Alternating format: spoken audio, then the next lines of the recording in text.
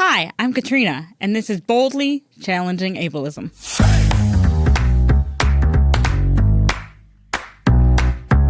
I'm your host, Katrina Simons. I'm the Community Program Specialist at the Institute on Community Integration at the University of Minnesota. This program explores various topics that impact people with disabilities in our community.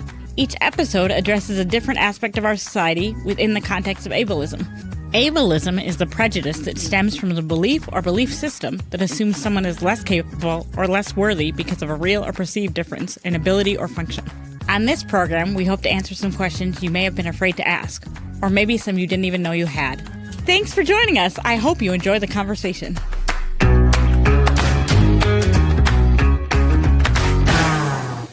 Hi, everybody. Thanks for joining us on Boldly today.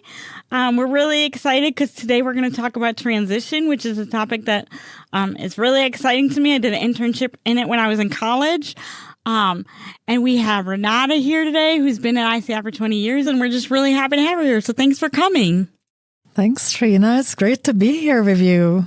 Okay, so you're here to talk to us about transition. But first, can you tell us a little bit about yourself and your role here at ICI?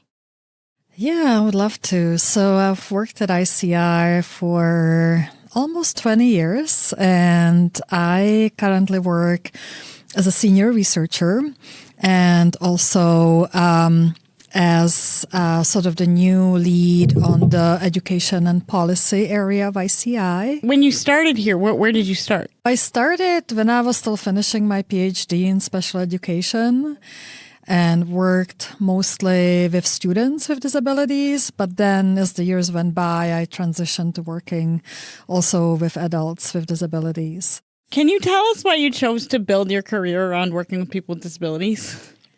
Yeah, so I am originally from the Czech Republic. At the time, it was Czechoslovakia. And I actually got my bachelor's in England in psychology, and I went back to the Czech Republic working in an orphanage for children with really severe, profound disabilities. And so I really wanted to do something to educate myself, but also the people around me, how to better interact, communicate, support children and adults, young adults with disabilities. At the time, it was in the Czech Republic, but of course, here when I came here. So you started as a special ed teacher. I started as an educational psychologist, but I only had a bachelor's degree at the time, so I was only an assistant. But I was asked to do very direct support and consultation at the time. And I wasn't quite ready or prepared. And that's why I wanted to educate myself more. And I came for graduate school to the University of Minnesota, specifically in special education, and then finished my graduate degrees and then started working at ICI. What is your favorite thing about your job? I love that at ICI, it is so interdisciplinary that, me coming out of special education, I can work with people, like yourself and others who are in social work and law and psychology, child development, and that's really exciting. I can also, coming out of special education, I also can do a lot of work with adults with disabilities and transition age in between. And so there's a lot of opportunity for creativity, innovation, and really working on issues that are currently relevant, be it in the community here or nationally, in my work also internationally. Do you prefer working with older youth and adults than you do with children, or are you good with any age?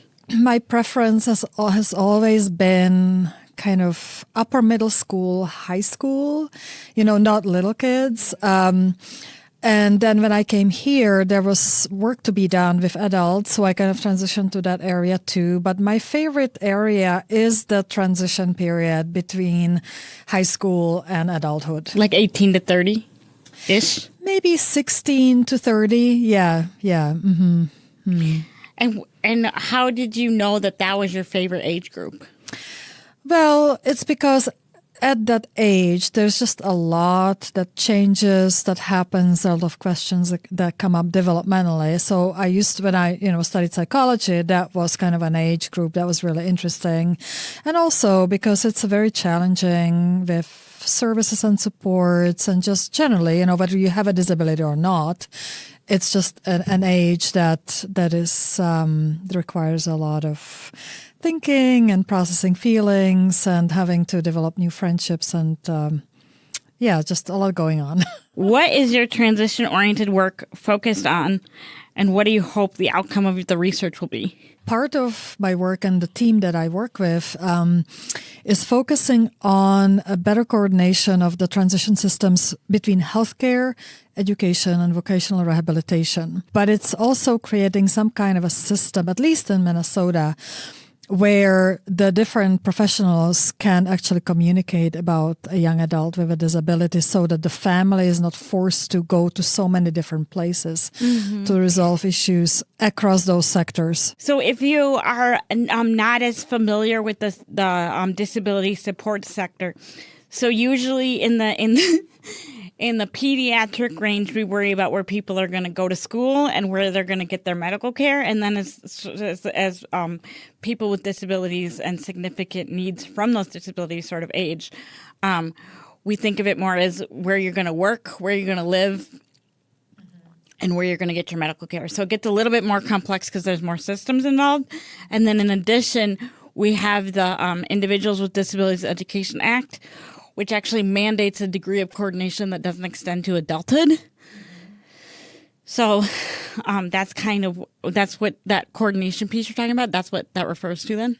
Yes. And so it's really working in the ages 16 to 26. And you're right. So in the education law, it goes up to age 22, at least in Minnesota. But then once you, in Minnesota, get beyond the age of 22, then you can work with vocational rehabilitation. And then, of course, you still probably need healthcare, not probably, but most certainly. And the education system is no longer responsible. But the other thing I was going to say about the transition work is that a lot of the times we are so focusing on transition of the young adult to getting a job, right? Which makes sense because the person wants to work, make money, be meaningfully engaged. Transition to living perhaps more independently or living in a different setting. But a lot of the work that we do in transition is actually a little bit more basic, realizing that a lot of the young adults with disabilities, as anybody else, really just want to feel comfortable, in the life that they live. So meaning they're not always stressed out. They've got ways to relax, have friends, participate in leisure activities, and trying to really incorporate just the normal way of feeling good about yourself into the life of a teenager and beyond, right? So everybody can probably use that. So that's a lot of the work. We are trying to remind the systems that it's not just about entering another system. It's really about just feeling good about yourself. So in childhood, I feel like we're really good about using people's strengths and talking about like family-centered care and family-centered stuff and like you having the family help the person. And in adulthood, I feel like it's more all about like how much we cost. And I think that conversation needs to change. Yeah, there's a lot of that. There's a lot how you're going to contribute to society. And that's important. But also it's about, are you feeling well enough, and happy enough to contribute to society? Right. What is something that you want people outside the disability community to know about the transition age range? The child in the transition age group usually has very similar thoughts, very similar feelings. And so something we just talked about, that everybody is thinking about having something meaningful to do. So be it a job, being volunteering, but also participating with their friends. And having friends and having the opportunity to choose their friends. Yeah, no, not always being stressed out, filling out all these applications for jobs all the time, filling out applications for disability social security. It's really just also being part of the community. If you go to the store, if you go to the Y, just having a regular interaction with people who are there, whether we have a disability or not. One of the things that I feel like I've noticed was people were so excited about encouraging choice when I was younger and when I was little and teaching me about that. And then when I became an adult, it was you can have the option that's the cheapest. And if there's choices in the cheapest area, then you can have something that costs the same price. But if there's only one choice that's the cheapest, you have to go with that choice. And I didn't sort of fully appreciate that. There's so much emphasis and money focused on child development and education. Once you turn 18 or 22, it's almost like, okay, now you're an adult. In the adult system, you figure it out. There's not this creating a comfort zone and all these supports and materials and curricula. Suddenly there's like this hole of trying to figure it out. So yeah, I mean, the comment about selecting among cheapest options and the lowest cost, certainly I've seen that. And all of a sudden you're supposed to understand that the cheapest cost is the right way to go. And you were not supposed to understand that a year before when you were in the pediatric system. Yeah, and then it kind of changes again, right? In the senior age. Yeah. When you're adult in a senior age group, then I hear quite a bit that then you're getting additional supports once you turn, say, 65. But that age between 22 and 65, that's like most of your life. Mm-hmm. Or like you can have, if you have trouble cooking, say when you're older, you can have like Meals on Wheels, which is great. It's a great organization. Or you can have Mom's Meals, but like, what if you still want help cooking your favorite foods? If you can cook when you're younger, wouldn't you still want to have that experience when you're older? Yeah, many people would, because for many people, it's a very meaningful activity. They enjoy it. It's relaxing. It's relaxing for me. But the one thing that I feel like is exciting with the transition age is that we haven't been doing it for that long. And so there's a lot to still kind of figure out. Yeah. In the U.S., the approach to transition, specifically for young adults with disabilities, is very specific. And it's one of the very few countries in the world that has transition written into an education law. Yep. And that's why there are supports and services, and there's funding allocated to transition services. But it tends to be a segregated program under a special education law because, again, the U.S. is one of the very few countries in the world that has the laws separated: special education law, general education law. And so the transition, while it has its merits, also tends to be one of the most segregated aspects of education in the U.S. Which is weird because we talk about inclusion all the way up to that. We do. And yet, I'm not saying every single school district, but many districts have sort of a building that's called a transition program that is just for people with disabilities, right? And so I mean, I don't want to go as far as, call it the I word, but oftentimes that's sort of what it feels like. Yeah. I remember when I was in high school, I had a very obvious disability and I needed supports for that disability, but I almost had to prove that even though I needed supports, I could stay with the kids without disabilities because the other option was they had rooms specifically for the people that needed supports. And some of the regular ed teachers were supportive and some of them weren't. And some of the special ed teachers were supportive and some of them weren't. And it's true that some staff in the transition programs are really progressive and they are trying to make connections with the community. But especially for the students with more significant disabilities, there is issues. And then a lot of programs, for example, some districts have like a little coffee shop where students with disabilities try to learn their skills. There is the bike shop. There is a wood carving shop, right? It's all wonderful, but it's still within the walls of that building. And if we talk about community inclusion, I think one has to question to what extent it's really promoting community inclusion or, leading kind of in the philosophy of sheltered workshops and things like that. And a sheltered workshop is where someone who has a disability goes and spends their time away from other people without disabilities instead of being included in the community. And we're going to talk about that in a later episode, but just for our listeners, that's what a sheltered workshop is. You've done quite a bit of international work in the areas of disability and special education. Can you tell us a little bit about that? Yeah, so I do quite a bit of work in Eastern Europe, Armenia, Ukraine, of course, Czech Republic, Southeast Asia. So that's India, Bhutan, for example.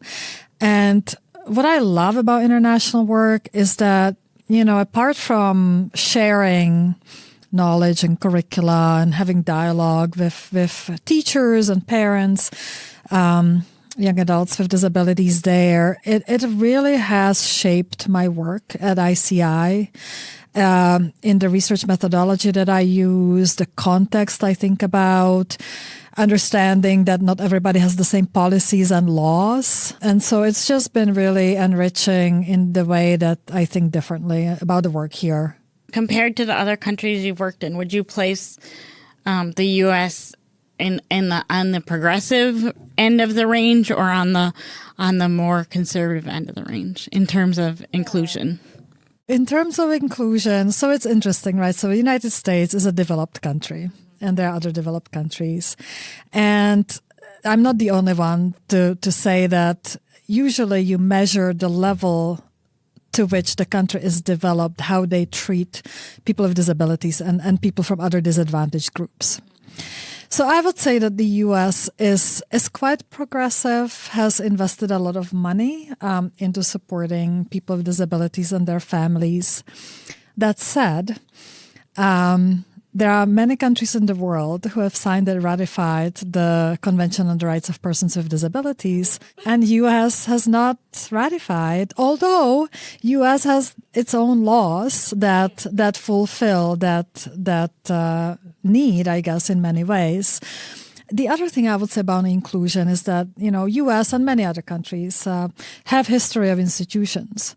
Well, there are many countries in the world that are not developed, that have never have institutions. And so there are some aspects of countries that are not as developed that actually have in many ways a more meaningful level of inclusion than what we have in the many parts of the U.S. But do they not have institutions because they can't afford them? Because my dad goes to, he does some outreach work in Central America, and they don't have institutions either, but they just leave their people with disabilities in the closet sometimes because they can't get them out in the community. There is that. And sometimes it is lack of finances because they didn't have the money to even think about and build these institutions. Right. But there are also countries that are not developed who have built the institutions for the reason of, hiding people away from the rest of society. I mean, that's not to say, you gave the South American example, I can give an example from India where they also are kept in closets in many parts of India. And so it's not as clear cut and always straightforward. So you would say that it runs the gamut. There are people that keep people, secluded because they can't afford to have them included because it does cost more money.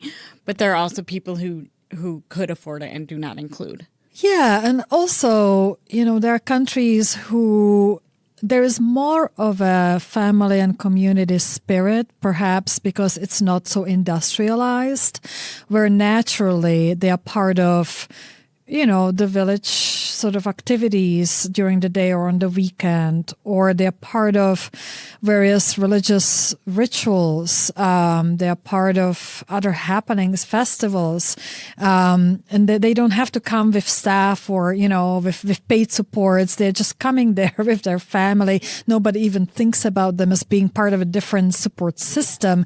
They are just there because they're part of the community. The example I had in mind was Bhutan. It's a kingdom. It's in the Himalayan mountains. It's so mountainous that you can't even, so the people who are included in the community through their families, they are there, and there's not a lot else, but they're just considered part of being everything that's happening on daily or weekly basis.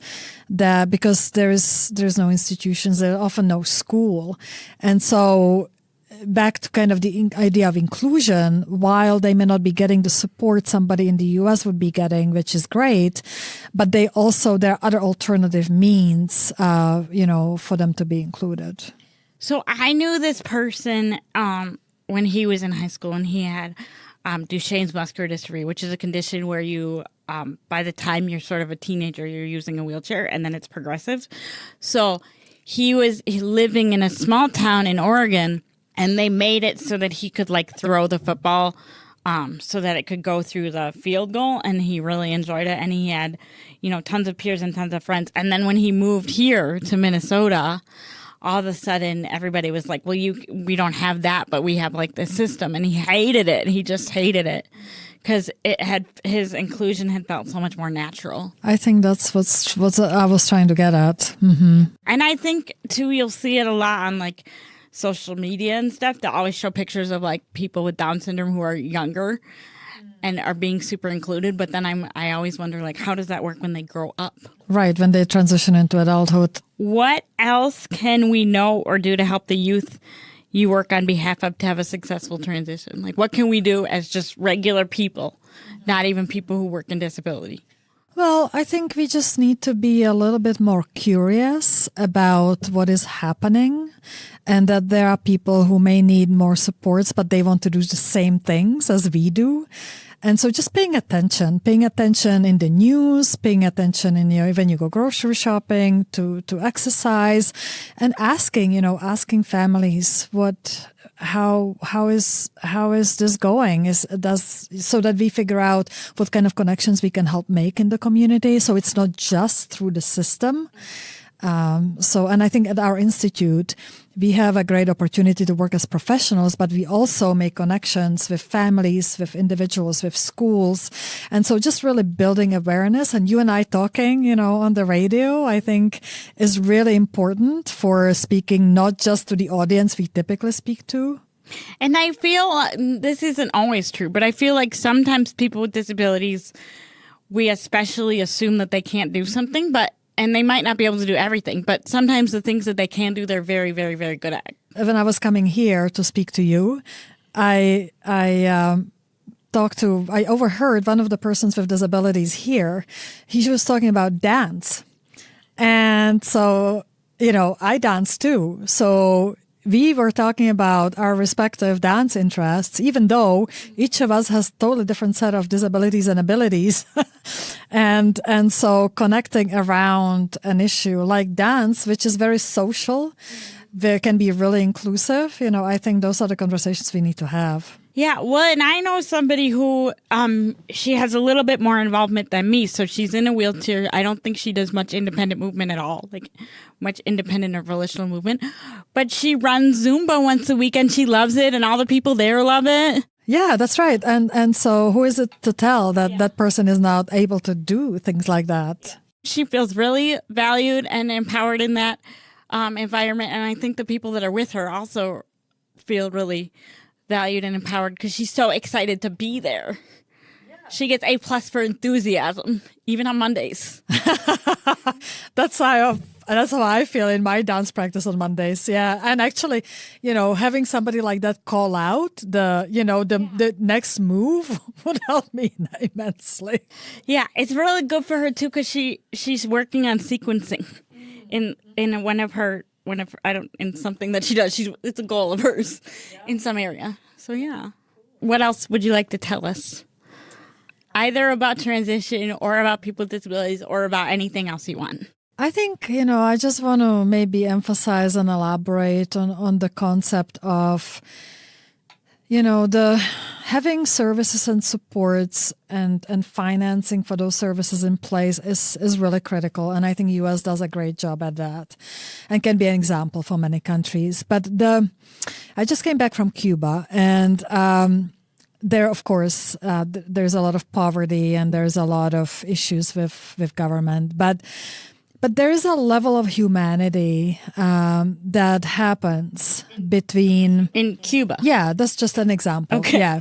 Sorry, I was just reviewing the country. Yeah. Okay. So a level of humanity that happens between, the educators and people in the community, persons with disabilities and others who need support, that is very natural. So sort of a natural inclusion, natural support. And I think we underestimate the level of kind of the personal relationships in supports. We kind of try to take that out and then put in the formal supports. And so getting the balance between really natural community-based supports and supports that are paid through the system, I think need to be a little bit better balanced. That's interesting that you say that, because I really struggle with natural supports, because as long as I've been working in this field, and I don't mean living in this field, which I do both, so it's kind of complicated, but as long as I've been working in this field, I have felt that natural supports is getting used as a way to kind of lower the costs of supporting people with disabilities, and I don't think that's an appropriate use of natural supports. Well, so I mean, I hear that, and I don't disagree. I would say, though, that when we overuse formal paid supports, we take out a lot of the natural relationships that people build with friends and with neighbors and, also family members, of course. So I think, too, because I work and live with the direct support crisis, it's hard for me to hear people say that we can mitigate that support crisis with the use of natural supports. I'm like, no, we can't.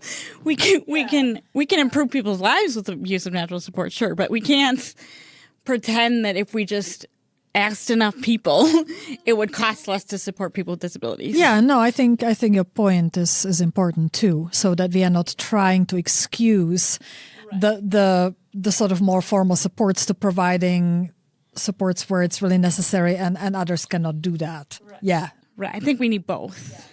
And I don't think we should twist our words around so that we hold ourselves less accountable, which I feel like is one thing that can happen. But yes, I think natural supports are important. I live like a block away from one sister and 2 blocks away from another sister, and they provide me with a lot of natural supports, and that works beautifully.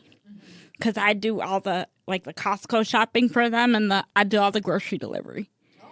So then it's, I mean, it's not really equal because I take a lot of their time, but we feel it works for us. Yeah. And that's what matters. So that, it works for everybody and everybody feels like they're interacting in a way that feels comfortable. Yeah. Not that one person is like the only example, but natural supports can certainly work. Mm-hmm. Okay. Well, thank you for coming. And thank you for the work that you do. It's really exciting, and I hope it gets easier, but I don't know if it will. Thank you for coming. Boldly Challenging Ableism is a co-production of AM 950, the progressive voice of Minnesota, and the Institute on Community Integration at the University of Minnesota. For more information, please visit ici.umn.edu.